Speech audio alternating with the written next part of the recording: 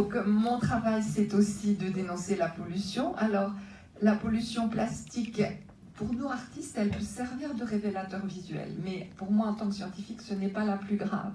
La plus grave, c'est la pollution invisible. Vous avez vu que dans Le Monde, ils ont parlé d'une nouvelle étude qui vient de sortir de la pollution anthropique qui est absolument omniprésente sur la planète, jusqu'à 20% en moyenne en zone côtière. Ça peut arriver jusqu'à plus de 60%. Une étude alors, dans pollution anthropique, expliquez ce que c'est peut-être. Pollution anthropique, c'est en fait que la matière organique dissoute, qui est mesurée dans sa totalité, elle est en fait d'origine humaine.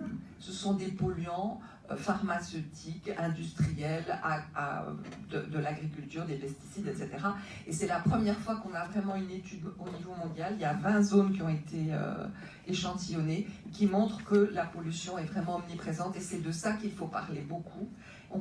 Les médias malheureusement parlent beaucoup trop du climat. Et moi je me bats, toute ma vie c'est l'eau qui était mon dada. Et donc je dis il faut parler beaucoup plus d'eau, de mer et de pollution.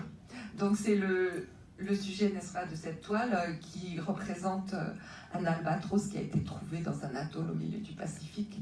Et là la technique est adaptée au sujet. En fait, c'est du dessin et de la peinture à l'eau pour l'oiseau.